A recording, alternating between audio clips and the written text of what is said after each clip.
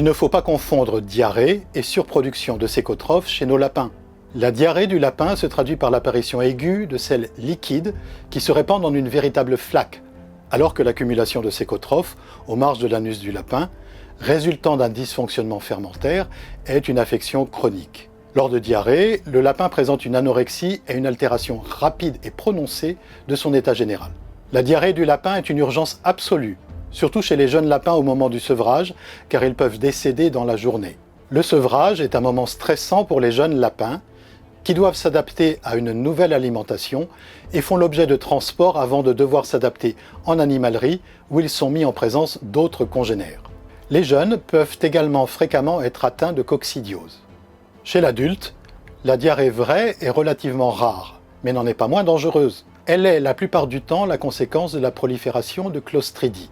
La diarrhée tue par la déshydratation, mais aussi du fait de la libération de toxines par les bactéries impliquées, c'est l'entérotoxémie. Un lapereau présentant une diarrhée de sevrage nécessite une prise en charge absolument immédiate. Un lapin adulte doit être vu dans la journée. Cette affection, dont le pronostic est réservé, nécessite une hospitalisation, en général de 48 heures. L'hypothermie est un signe de choc. C'est également un facteur aggravant du pronostic. L'observation directe et sans préparation de sels au microscope permet de rechercher la présence de coccidie. L'examen radiographique met en général en évidence la dilatation gazeuse de segments intestinaux. L'hydratation est un facteur essentiel du traitement. L'administration de fluides IV est l'un des facteurs clés du traitement. L'hydratation orale n'est pas à négliger, que ce soit pendant l'hospitalisation ou au retour à la maison.